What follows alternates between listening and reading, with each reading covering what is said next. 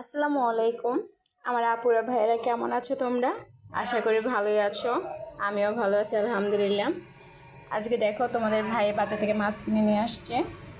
আজকে আমি সবগুলো মাছ কেটে নেব।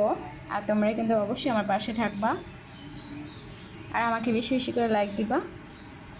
ঠিক আছে, ধন্যবাদ।